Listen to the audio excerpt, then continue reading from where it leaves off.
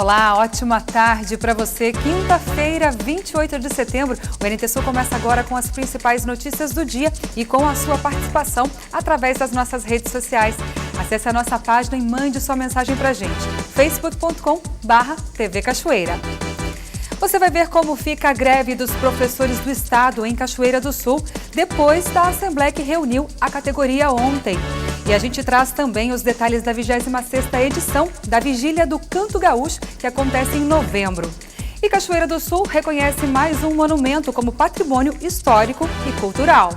Avenida João Neves da Fontoura, esquina com a rua Vigílio de Abreu. Aqui, desde 1968, está o painel de boas-vindas à cidade de Cachoeira do Sul. A partir do tombamento assinado pelo prefeito Sérgio Gnatti, este monumento, esta obra de arte ao ar livre, passa a integrar a seleta lista de 15 monumentos que representam e que contam a história de Cachoeira do Sul.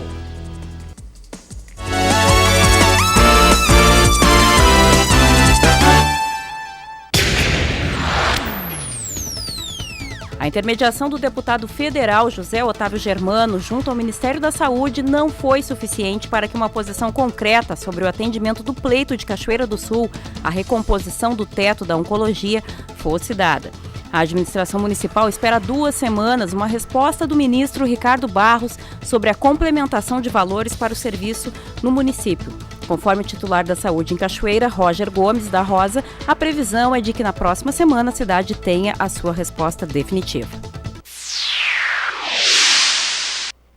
Ontem à tarde, na Câmara de Vereadores de Cachoeira do Sul, aconteceu uma assembleia que definiu a intensificação da greve dos professores e de funcionários ligados ao governo do estado. A categoria protesta principalmente contra o parcelamento de salários. Com a confirmação do parcelamento dos salários dos servidores do Rio Grande do Sul pelo 21º mês consecutivo, grande parte dos professores do estado resolveram paralisar suas atividades em sala de aula e aderiram à greve. Em Cachoeira do Sul, o 4º núcleo do CEPERS convocou a categoria para uma assembleia que deve definir o comportamento dos professores daqui em diante, já que a expectativa por parte da categoria é de que os parcelamentos dos salários continuem. Com 21 meses de salário parcelado, professores e funcionários da Secretaria de Educação vinculados ao governo do Rio Grande do Sul adotaram estado de greve há 22 dias. A paralisação, que teve início em 5 de setembro, deve continuar, já que na próxima sexta-feira uma nova assembleia está marcada em Porto Alegre e deve definir o que acontece adiante. A nossa motivação desta Assembleia é a mesma desde o início do movimento, é que a gente seja respeitado, que nós tenhamos de novo dignidade de trabalhadores em educação. Então o nosso propósito é este, é só retornar quando nós tivermos toda a nossa pauta atendida, e também a gente tem que lembrar que a nossa pauta é uma pauta grande, não é só não parcelar o salário, mas é também uma defesa do que é público, é uma defesa da escola pública, porque na verdade os nossos alunos precisam desta escola pública e de qualidade para todos. Sandra, principal motivação de vocês estarem fazendo essa assembleia e o que a categoria pretende fazer daqui para frente? Intensificar o movimento. Agora é o momento de parar tudo. Já vimos que o governo cedeu e vai ceder mais, mas para isso nós precisamos de pressão. Na sexta-feira queremos pedir para que todas aquelas escolas que ainda não pararem, pelo menos na sexta-feira, parem e vamos para a rua, pressionar o governo. Se ele tem dinheiro para nos pagar na integridade e nos pagar o juro de banco. Não vamos esmorecer, vamos continuar na luta, pessoal, vamos lá. É 100% de certeza que na sexta-feira haverá uma grande paralisação aqui em Cachoeira do Sul. Aqui em Cachoeira queremos em Porto Alegre, porque as demais categorias também estarão paralisadas, pedindo que o governo nos apresente a proposta de calendário integral do nosso salário. A professora Fátima Carvalho, da Escola Diva Costa Faquim, entende que o parcelamento dos salários por parte do governo é um desrespeito com os educadores. É um desrespeito com a categoria, porque qual servidor que trabalha e não tem o seu salário. Tu trabalharia por não receber salário? Então, é isso que a população tem que ver. Nós estávamos trabalhando há 21 meses, não é, de forma correta, sempre primando pela qualidade, porque nós acreditamos na escola pública, nós fizemos concurso porque nós quisemos trabalhar e acreditamos na escola pública de qualidade. E o nosso trabalho é visando isso, porque nós acreditamos que a população precisa de uma educação, que é através da educação que nós vamos proporcionar as mudanças necessárias para a nossa construção de um mundo melhor, não é? Mais igualitário e mais justo. Em Cachoeira do Sul, segundo o levantamento apresentado pelo 4º núcleo do CEPERS, 80% das escolas estão paradas e a categoria segue a mobilização, buscando o apoio da comunidade escolar, inclusive convocando alunos, professores ativos e aposentados, a participarem da assembleia que acontece na sexta-feira em Porto Alegre. Mas e os alunos? Terão o ano letivo prejudicado pela paralisação dos professores? Existe um grande número de alunos aqui em Cachoeira do Sul que apoiam a greve e que entendem toda essa paralisação que os professores têm feito, que a categoria tem feito. Porém, existe uma preocupação também com relação à reposição dessas aulas. Existe uma estratégia por parte dos professores definida para que os alunos também não sejam prejudicados no seu ano letivo? Certamente, né? Enquanto eu estou falando que a gente acredita na escola pública, é porque nós queremos que a escola, não é, valorize também o nosso aluno. Então, assim, os alunos têm nos procurado e colocado, não é, essa preocupação, se eles vão perder o ano. Nós não queremos que o aluno perca o ano e da nossa parte sempre a gente vai cuidar muito para que a recuperação de todos esses dias seja também um trabalho de qualidade e apropriado ao nosso aluno. Agora 12:06 pelo horário de Brasília, nós vamos fazer um rápido intervalo. A seguir você vai ver os detalhes da 26ª edição da Vigília do Canto Gaúcho, que acontece dia 4 de novembro em Cachoeira do Sul. Nós já voltamos.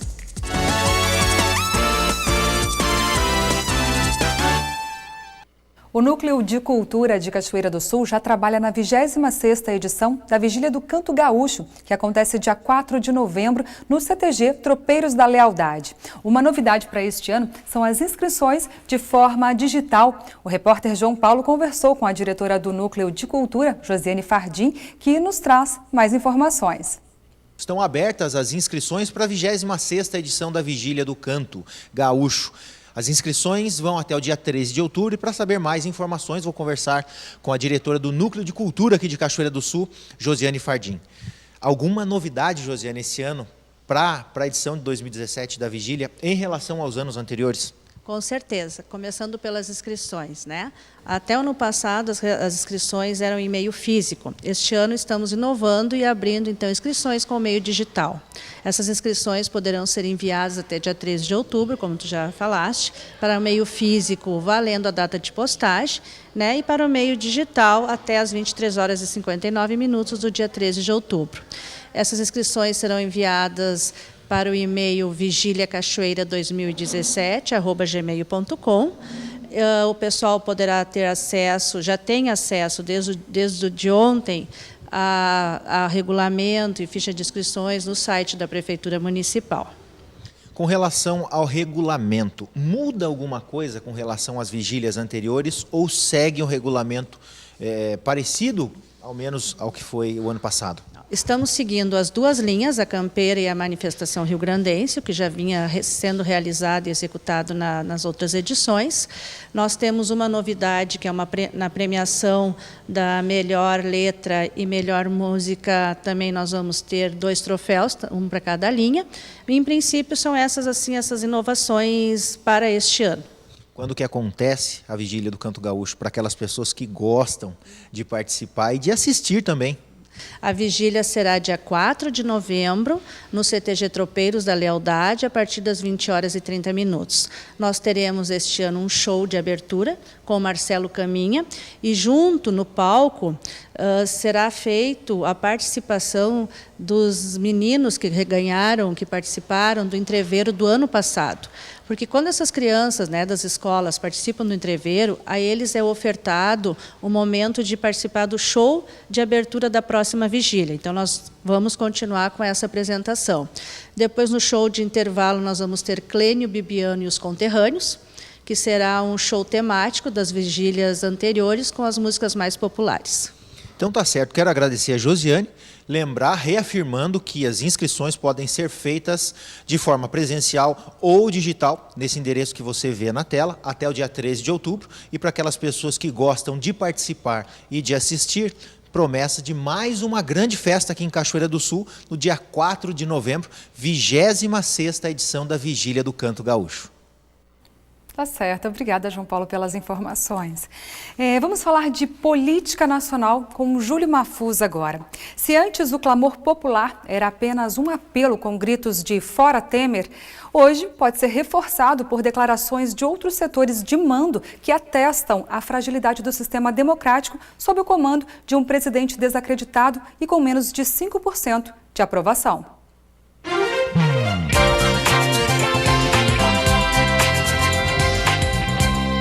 Olá, boa tarde. Preliminarmente, quero dizer que a situação de Michel Temer hoje está muito pior no campo político e institucional do que quando tivemos a apresentação da primeira denúncia. Mas não significa que ele esteja morto. Explico. Líderes das instituições republicanas, como membros do Judiciário, do Congresso, do Ministério Público e do próprio Exército, bem como as lideranças empresariais e populares, comungam de uma mesma impressão. A permanência de Temer é um risco para a democracia e pode levar o país a um estágio de desobediência civil por descrédito nos poderes. Ele hoje se mantém graças a Rodrigo Maia, um deputado sem estofo para derrubá-lo constitucionalmente.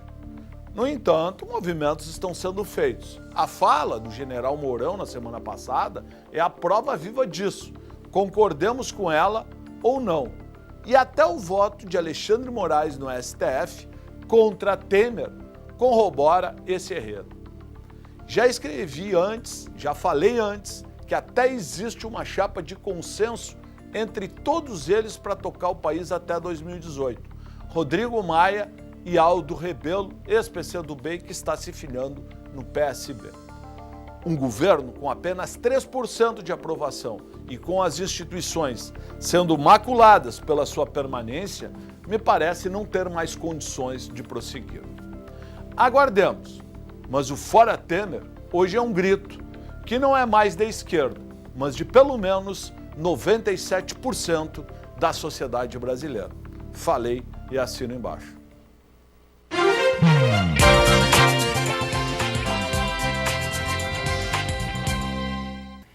E na esfera municipal, as contas de Cachoeira do Sul devem fechar no vermelho em 2017. A estimativa de arrecadação, que era de 275 milhões, deve chegar em no máximo 220 milhões de reais. Os números foram apresentados hoje pela manhã. As metas fiscais do segundo quadrimestre de 2017 foram apresentadas na Comissão de Finanças da Câmara Municipal de Cachoeira do Sul hoje pela manhã. Foram mostrados os números previstos no orçamento de 2017 e o que a Prefeitura arrecadou no período. Com queda na arrecadação do segundo semestre, o Executivo deve fechar o ano no vermelho. A Prefeitura está com um déficit e não veio esses recursos. Na realidade, os recursos oriundos dos nossos impostos, pela nossa previsão, foram cumpridos corretamente. Atingiram os objetivos. O que ocasionou esse déficit, de fato, foram os recursos oriundos de repasses da União e do Estado. Não atingiu em função desses recursos. Dá para dizer que a Prefeitura, com relação ao compromisso dela, recursos de ICMS e IPTU, ela conseguiu atingir o que estava dentro da previsão? Sim, em relação aos nossos recursos de impostos nossos, de IPTU, ICMS, ISSQN, não posso dizer exatamente que cumpriu exatamente o previsto, mas ela atingiu. Pelo nosso orçamento, pela nossa análise orçamentária, ela chegou ao cálculo, à análise, quase que não digo o máximo, mas ela atingiu o objetivo. Enquanto que os recursos oriundos de recursos da União e do Estado, esse sim, tanto em relação à educação quanto à saúde, que a gente esperava valores superiores e não chegou, não veio esses repasses, não cobriu o que estava previsto para o orçamento de 2017. Ou seja, até o quadrimestre agora, até o momento. Conversar com o vereador Nelson Azevedo, presidente da Comissão de Finanças. A previsão feita pela Prefeitura de 275 milhões no orçamento. Isso, de acordo com o que foi apresentado, não será cumprido. Pode-se dizer que essa é uma previsão superestimada por relação da Prefeitura ao fazer esse orçamento, que sabe que vai chegar no final do ano e não vai cumprir? Pois é. Acompanhamos hoje, né, a apresentação do segundo quadrimestre, que não fugiu das metas do primeiro. Então, se viu claramente que não vai se chegar a cumprir o orçamento na sua totalidade. Acho que, no máximo, em torno de 220 milhões é o que vai se enquadrar dentro do orçamento. E explanamos a nossa preocupação para a equipe técnica da Prefeitura para que, para o ano de 2018, a Prefeitura faça um orçamento real e não um orçamento em cima de alguns índices que são esperados de repasse do governo federal e estadual, que não se realizam. Então, esperamos que, para o ano que vem, não tenha essa diferença da receita arrecadada, líquida, que realmente entra no cofre da Prefeitura, e o estimado num orçamento que é irreal. Uma queda de arrecadação é prevista sempre no segundo semestre. Isso acaba dificultando a questão de investimentos que são feitos pela Prefeitura no município. A Prefeitura hoje contém despesas com relação a corte de CCs, contenção também em horas extras, o próprio refis que é feito para poder incrementar o caixa da Prefeitura. Existem outros mecanismos que vocês, vereadores, entendem que a Prefeitura pode se utilizar para poder elevar esse número? Nós entendemos que o Executivo, o Prefeito Municipal, os secretários, para poder atingir essa meta, já que não vai ter uma redução de receita, vão ter que reduzir despesas. E aí o prefeito tem colocado algumas coisas, mas ele pode colocar mais. E uma delas é a sugestão que aqui essa Câmara já deu várias vezes, como é o diário eletrônico. Também entendemos que os cargos políticos devem ser diminuídos na Prefeitura. Também entendemos que devem ser áreas priorizadas, como agora, por exemplo, vai começar o início do plantio da nossa safra, que no nosso PIB vem muito do campo. Acho que tem que ser priorizado agora nossas estradas e o nosso meio do homem do campo poder trabalhar, que é de lá que vem grande parte do dinheiro. Senão, o ano que vem, teremos menos arrecadação, porque essa safra ou não vai ser plantada ou vai ser escoada para outras cidades. É esperado uma queda de arrecadação no segundo semestre. Dá para dizer que vai chegar no dia 31 de dezembro, a Prefeitura vai conseguir fechar o orçamento de forma saudável? Não. Pela previsão orçamentária, não.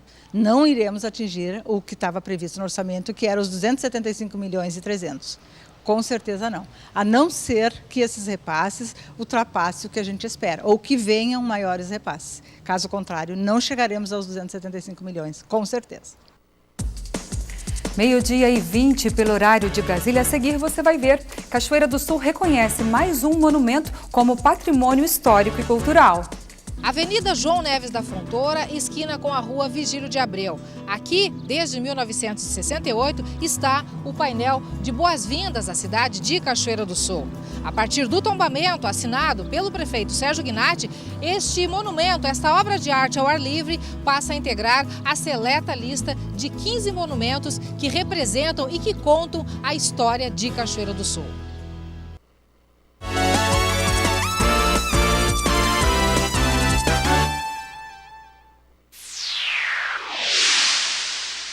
A Universidade Federal de Santa Maria confirmou a liberação pelo Ministério da Educação de mais R$ 3.900.000 para a continuidade das obras do campus em Cachoeira do Sul. Estes são recursos novos que se somam aos 1.400.000 que já haviam sido liberados. Os recursos, que totalizam 5,3 milhões, integram um montante de 14 milhões que haviam sido represados pelo governo federal em decorrência do contingenciamento da educação. O reitor Paulo Burman tem feito visitas frequentes a Brasília, cobrando a liberação dos recursos para evitar que as obras em Cachoeira do Sul parem.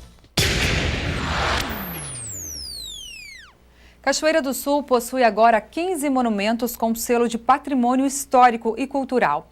O 15º teve decreto de tombamento assinado segunda, dia 25, pelo prefeito Sérgio Guinatti. É o painel de boas-vindas localizado na entrada da cidade, na Avenida João Neves da Fontoura.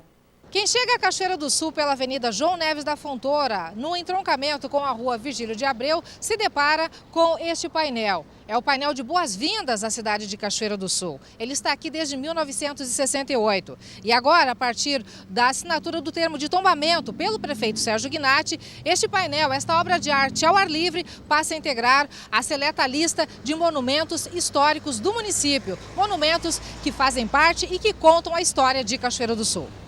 A idealizadora da obra do painel, Mafalda Rosso, foi quem deu o pontapé inicial para o tombamento em janeiro deste ano, durante reunião com o prefeito Sérgio Guinatti e integrantes do Conselho Municipal do Patrimônio Histórico e Cultural. Já na época, o Compac apoiava a iniciativa. Muitas cidades fazem pórticos com mais beleza, com menos beleza, uns muito suntuosos, uns nada suntuosos, e nós não precisamos de pórtico. Nós temos uma obra de arte de artistas cachoeirenses e artistas consagrados, como o caso do Fernando Corona, que participou daquela escultura ali. Está na hora agora de nós vermos bem direitinho o nosso sinta-se feliz na capital do arroz. Vocês querem frase mais meiga, mais mimosa do que dizer isso para alguém que está chegando aqui? E é o que as pessoas que chegam aqui dizem, né? Cachoeira recebe bem os seus visitantes. Muitas pessoas não sabem, mas a ideia de criação do painel de entrada à cidade de Cachoeira do Sul nasceu aqui, neste prédio, onde hoje funciona o Núcleo Municipal da Cultura. Aqui funcionava a Escola Superior de Arte Santa Cecília, a ESASC. O professor Cláudio Afonso Costa lançou então um concurso entre os acadêmicos. A elaboração de um projeto que seria confeccionado em barro primeiramente, finalizado em cimento no tamanho original de um monumento. O tema deste projeto seria Nossa Cidade, Cachoeira do Sul. Mafalda Rosso foi a vencedora. Ela integrou, na cena do painel, de 7 metros de comprimento por 3 de largura, elementos que simbolizavam muito bem as potencialidades e a Cachoeira do Sul que adentrava a década de 1970. Um homem como elemento principal, a pecuária representada em uma cabeça de boi, a agricultura forte com o arroz e o trigo, uma engrenagem industrial, telhados e chaminés de engenhos. A frase "Sinta-se feliz na capital do arroz" foi a assinatura maior da obra, que com o passar do tempo tornou-se marca registrada da hospitalidade cachoeirense e o cartão de visitas que oficializa as boas-vindas a todos que passam pelo local. Seguramente a intenção do município é que cada pessoa que chegue à cidade vislumbre o painel, algo que poderá ser prejudicado a partir dos ônibus da empresa Nossa Senhora das Graças que estacionam neste local. Aqui funciona o terminal dos ônibus que fazem as linhas do interior. Nós conversamos com o diretor operacional da empresa e ele nos disse que depende da prefeitura qualquer alteração no estacionamento dos ônibus ou até mesmo na mudança do terminal de lugar para que o painel possa se tornar totalmente visível às pessoas que chegam à Cachoeira do Sul.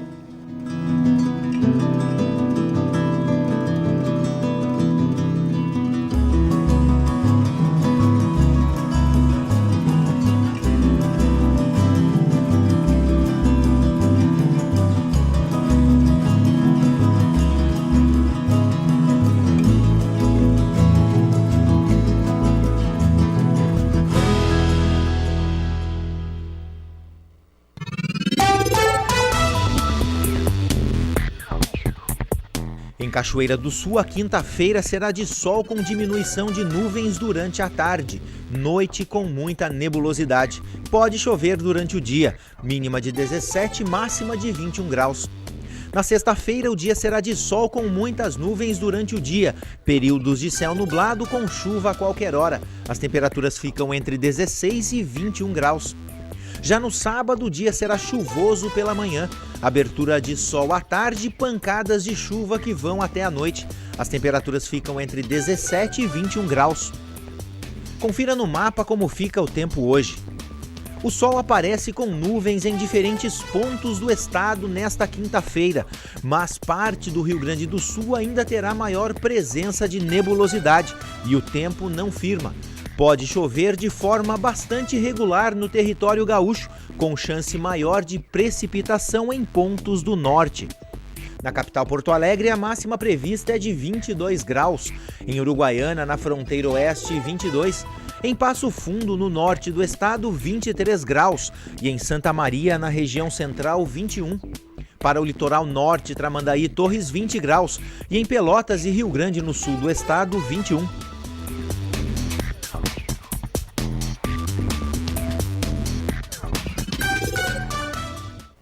No período da escravidão no Brasil, os negros que conseguiam fugir se refugiavam em comunidades geralmente escondidas no meio das matas. Eram os quilombos. Mesmo depois da abolição, muitos descendentes seguiram morando nessas áreas e permanecem até hoje. Estima-se que em todo o país existam mais de 3.000 comunidades quilombolas, muitas delas em áreas urbanas. Uma fica na zona norte de Porto Alegre. É o quilombo da família Silva, onde a luta pela terra já faz parte da história. Desde a infância, as lembranças de Letícia estão ligadas à luta pelo direito de morar na terra onde se instalaram seus bisavós. Vinha os papel de despejo, todo mundo um correndo para um lado outro para o outro, tentando achar um jeito de nós ficar. Meu avô também sempre falando que isso daqui era nosso, porque minha mãe que se criou aqui, né? Então ele lutou até onde deu, depois deixou nós aqui para continuar. Este é o Quilombo do Silva, localizado na zona norte da capital. Foram os avós de Lígia que vieram para essas terras quando o espaço ainda era tomado pela vegetação. Eles tentaram, mas nunca conseguiram a titulação do território por uso capião. E então, quando o pai de Lígia faleceu, começaram as tentativas de retirada da família pelos proprietários daqueles terrenos. Foi horrível, porque a gente não sabia nem para onde ia, nem para onde ficava, nem para que lado a gente ia, porque se saísse daqui a gente não tinha para onde ir, sabe? Foi muito difícil até se resolver a situação, sabe? Foi os 15 dias piores, sabe? Porque a gente estava assim, sem saber para onde ir, porque as coisas da gente iam para um depósito, a gente ia para o meio da rua. Foi muito difícil. Hoje moram aqui no Quilombo 22 famílias. São mais de 60 pessoas, muitas crianças. Elas crescem em uma comunidade diferente, em que não há o constante medo do despejo. Os Silvas estão perto de conquistar a titulação de território quilombola. O processo é bastante longo. Tudo começa quando um grupo que quer reivindicar uma área historicamente ocupada se autorreconhece como comunidade de afrodescendentes. A Fundação Palmares é responsável por emitir uma certidão necessária para iniciar o processo junto ao INCRA. A partir dali, o INCRA ele deve promover a realização de um relatório antropológico. Esse relatório antropológico ele vai contar toda a história da comunidade, desde a sua fundação, as relações econômicas, sociais, políticas, antropológicas que elas têm internamente e com a sociedade. E, a partir dali, vai se definir um território que foi historicamente ocupado por ela. No relatório antropológico vai ser apontado esse território e vai ser apontado também o que a gente chama de território de pleito da comunidade, que seria o passivo de regularização por parte do INCRA. O próximo passo é a publicação de um relatório técnico nos diários oficiais da União e do Estado. As pessoas atingidas por desapropriações e as que detêm as matrículas dos terrenos são notificadas. E então são abertos os prazos para recursos. Se não houver mais nenhuma pendência judicial, que é outra coisa, os processos podem ser paralisados por decisões judiciais, cabe ao presidente do INCRA editar uma portaria com a área final que resultou de todo esse processo. Se a área incidir em cima de áreas da União, do Estado e do município, esses entes eles são obrigados a titular. A família Silva já possui 3 títulos do terreno de 6.500 metros quadrados e ainda faltam outros 3. Existe uma ação na Justiça questionando o valor das indenizações. Mas para a Lígia, essa é uma questão de tempo. Agora a gente não tem mais sensação, porque agora a gente tem o título da terra. A gente não tem praticamente todo o título, mas a gente tem 3 títulos. Né? No estado, 97 comunidades estão com o processo aberto no INCRA. Mas pesquisas apontam que existem mais de 200 com características quilombolas. Assim, a perspectiva é de que a busca pelo reconhecimento aumente nos próximos anos. Por 6 votos a 5, o Supremo Tribunal Federal decidiu que as escolas públicas de todo o Brasil deverão oferecer ensino religioso confessional aos alunos. Após meses de discussão, a decisão permite que o educador tenha a liberdade de promover suas crenças em aula de religião optativa aos estudantes. As escolas públicas são obrigadas a oferecer a disciplina facultativa aos alunos do ensino fundamental. A grande questão, porém, é a natureza deste ensino. Hoje, e com a decisão do STF, continua a critério da escola oferecer um ensino religioso confessional, com vinculação com religião como católica, evangélica, entre outras, e não confessional, sem vinculação direta com a religião específica. Na visão da maioria dos magistrados, o educador tem a liberdade de promover sua crença em sala de aula, ou seja, lecionar como representante de uma religião. Confira agora no NT Sul as vagas que a agência FG Tassini de Cachoeira do Sul disponibiliza. Torneiro CNC, uma vaga. Uma vaga para fresador. Bombista, uma vaga. Uma vaga para vendedor externo. A agência FG Tassini de Cachoeira do Sul está localizada na Rua Major Orix, número 1552, no centro. Outras informações você pode obter pelo telefone. Código de área 51 3723 5414 ou em nossa página no Facebook, facebook.com/TV Cachoeira. Conosco aqui no estúdio, a médica pediatra sanitarista Aletheia Fagundes Sperbi.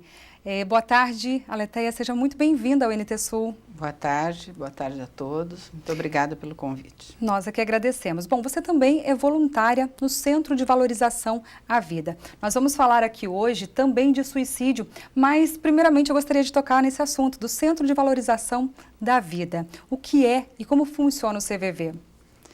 O CVV é a mais antiga, talvez, organização não governamental no Brasil e que se dedicou ao longo das últimas décadas, 60 anos, ao trato do suicídio e atender a pessoas em risco de suicídio, com atendimento baseado numa escuta e num apoio emocional a essas pessoas. Qual que é a maior demanda do centro hoje em dia?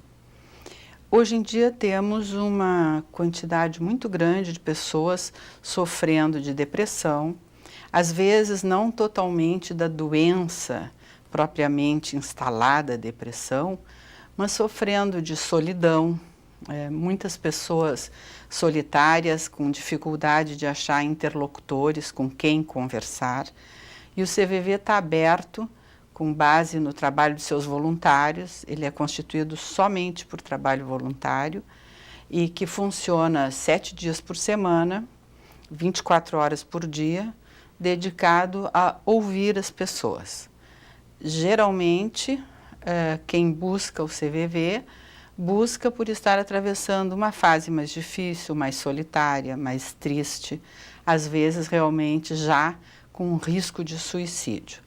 Mas também pessoas solitárias que não têm com quem dividir seus sentimentos, inclusive os sentimentos mais positivos, também ligam para o CVV para repartir com alguém esses sentimentos. Você traz um dado assim, até mesmo que parece ser contraditório. Nós estamos na era da comunicação social, redes sociais aí disponíveis para praticamente toda a população e as pessoas ainda sofrem e morrem por solidão. Muito.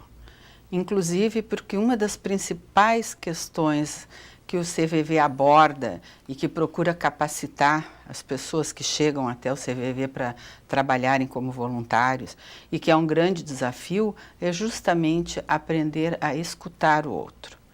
Então, fala-se muito. Fala-se muito, às vezes pessoalmente, fala-se por meios virtuais, nas diferentes mídias. As pessoas falam bastante, mas escuta-se o outro muito pouco. Sim. Então, parece contraditório, mas a falta de escuta, a falta de ter quem realmente pare para nos ouvir e para nos ouvir atentamente, com respeito aos nossos sentimentos, valorizando os nossos sentimentos, não é uma coisa tão frequente da gente encontrar. Bom, o CVV ele trabalha especificamente 100%, a gente pode dizer, com o voluntariado, é isso? 100%. 100%. E, no caso, como que é feita essa habilitação ou essa seleção de voluntários?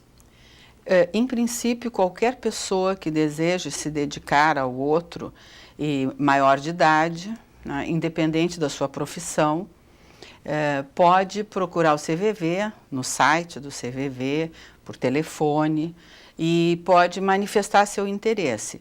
Tem havido 2 a 3 cursos de formação por ano, para formação de voluntários. Ah, uma formação. Há uma formação, há uma capacitação, e ao longo desse processo de capacitação é que a pessoa vai se descobrindo e vai sendo também acompanhada pelas pessoas que fazem a capacitação e que são voluntários já bastante experientes, para ver se realmente a maneira de ser da pessoa é possível de fazer com que ela funcione bem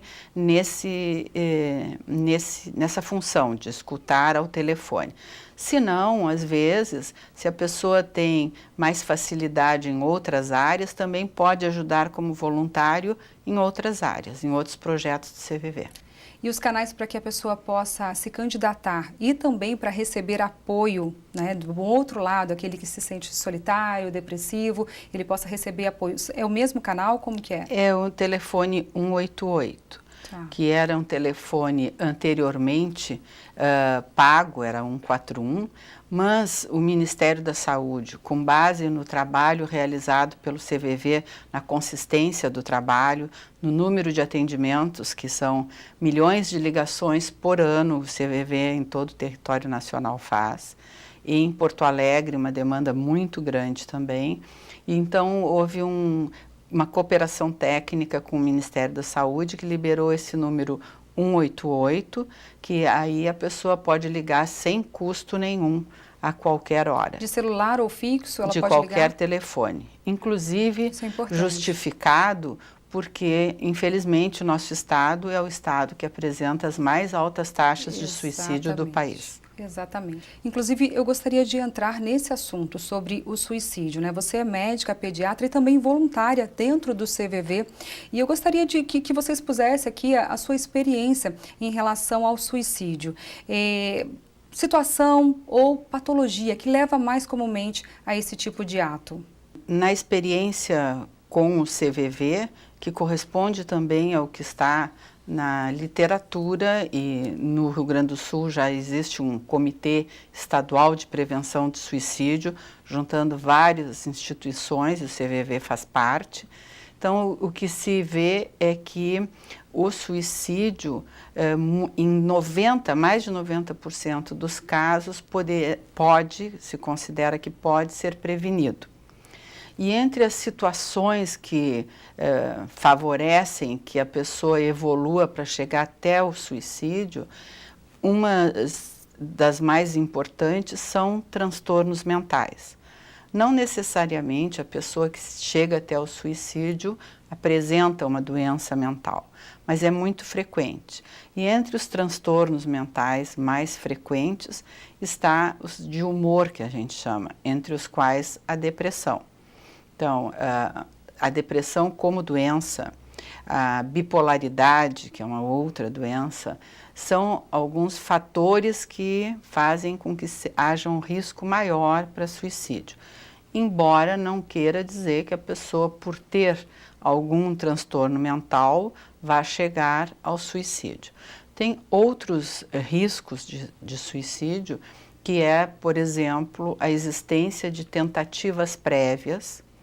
É uma questão que tem que sempre se salientar bastante, porque muitas vezes, quando a pessoa tentou suicídio uma vez, 2 vezes, às vezes até 3 vezes, Sim. muitas vezes aquele gesto, aquele ato dela acaba sendo banalizado. E pode ser pensado assim, não, a pessoa só está querendo chamar atenção, não quer se matar. Esse é um engano muito grave.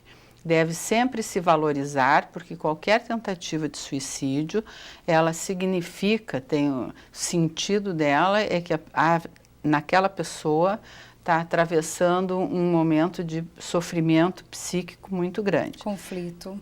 Tem que ser valorizada e, inclusive, se constata que as pessoas que acabam se suicidando têm história de tentativas prévias. Portanto, sempre que a gente se defrontar com uma pessoa que está dando sinais de que está muito triste, muito isolada, ou que já tentou suicídio outras vezes, isso tem que ser valorizado e a gente tem que realmente procurar se aproximar para prestar ajuda a essa pessoa. Os nossos jovens têm sido bastante, assim, acometidos, né, deste mal, o suicídio. Acham que é uma saída tirar a própria vida, muitas vezes. Você sabe me dizer a que se deve a isso? Por que os nossos jovens estão recorrendo à morte? É uma pergunta muito difícil para o suicídio como um todo. E em relação aos jovens também, a gente tem que salientar que o suicídio é o que a gente chama de um fenômeno multifatorial. Então, assim, ninguém se mata, ninguém chega a esse extremo por um motivo somente. Sim. Então, é um conjunto de fatores. Nós também estamos atravessando um momento da sociedade com muitas mudanças ao longo dos últimos anos, e realmente tu tens razão. Tem havido um aumento da incidência de depressão, de tentativas de suicídio em faixas de idade mais jovens. Certamente o complexo de causas que leva a esse fato, a esse fenômeno, ainda não está totalmente conhecido. Realmente a depressão na infância e na adolescência tem aumentado, e todas as orientações que a gente tem trabalhado valem para os adultos também, mas muito mais para os adolescentes, de procurar apoio, procurar profissionais para apoiarem essas situações quando vai se identificando os sinais que a gente chama de risco em relação a crianças e adolescentes. Você pode citar alguns desses sinais? Por exemplo, o isolamento. Nos adolescentes, a depressão também se manifesta com algumas diferenças em relação ao adulto. Por exemplo, além do isolamento e do humor triste, de estar entristecido, também há distúrbios de apetite, pode parar de comer, comer menos ou comer mais compulsivamente. Distúrbios de sono, pode haver insônia ou pode haver sonolência, apatia, e a pessoa começa a deixar de conseguir fazer coisas que lhe eram habituais. Às vezes, isso pode chegar até a uma importância muito grande, uma intensidade grande, e as coisas básicas do dia a dia a pessoa ir deixando de fazer. Inclusive, assim, os hábitos de higiene, tudo pode ser difícil para essa pessoa. E todos esses sinais que você acabou de citar, eles podem ser confundidos com essa faixa etária da adolescência, que sempre acha que é rebelde, está na adolescência, é taxado como isso. E às vezes a família não está enxergando que pode haver um problema muito maior, não é mesmo? É verdade, é sempre necessário se valorizar essas questões emocionais e se procurar ajuda para esclarecer e ter apoio para enfrentar as situações. Algumas questões a gente deve sempre procurar reiterar, que é no sentido de valorizar as coisas que as pessoas trazem, porque há uma sensação de que a pessoa que se suicidou, que chega nessa intensidade de sofrimento, muitas vezes as pessoas se surpreendem, mas não tinha ideia de que a pessoa estava neste estado.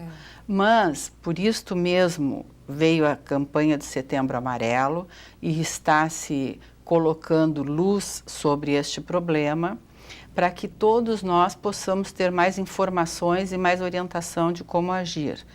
Porque, geralmente, alguns mitos ainda são muito persistentes em relação ao suicídio. Um deles é esse, que seria, assim, uma atitude tomada intempestivamente, assim, de repente. Foi impulso, não impulso. É bem assim. É raro ser impulso e é muito mais frequente que a pessoa, ao longo do seu processo, emita sinais. Sim. Mas que também, frequentemente, a gente pode não ser capaz de identificar esses sinais.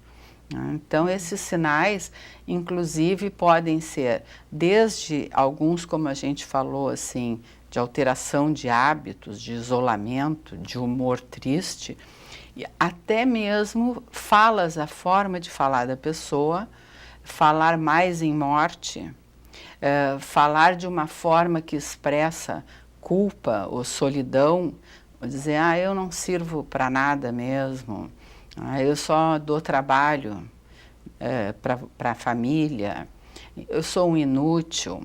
Sim, uma autodepreciação. Exatamente. Então, todas são frases que a gente precisa valorizar e se aproximar da pessoa, se colocando à sua disposição, sem preconceito, sem julgamento. Que a pessoa sinta que ela não está sozinha, ainda que ela não possa, naquele momento, se abrir completamente. Voltando ao canal de Centro de Valorização da Vida, Aletheia, as pessoas, por exemplo, não precisa ela estar deprimida, mas um pai, uma mãe que queira uma orientação sobre um filho que possa estar deprimido, ele também pode ligar para o CVV? Sim, com certeza. Qualquer quadro, tanto os quadros depressivos quanto as tentativas de suicídio, o quadro do suicídio, ele tem um impacto muito grande no grupo familiar, no grupo social, colegas de trabalho, colegas de escola, enfim. É um fenômeno que impacta, a partir de uma pessoa que se suicida, a todo um grupo que fica sofrendo. Então, no próprio CVV, alguns projetos estão em andamento, porque há uma indicação muito importante que o grupo familiar de quem sofre com este problema tenha um atendimento também. Então, há grupos de sobreviventes do suicídio, que se chama. Não é? É importante que a família de quem tentou suicídio ou a família de um suicida seja atendida também. E também quando certamente precisa também a família de uma orientação ou de compartilhar a sua experiência que está vivendo. Tá certo. Algum conselho para familiares ou possíveis deprimidos?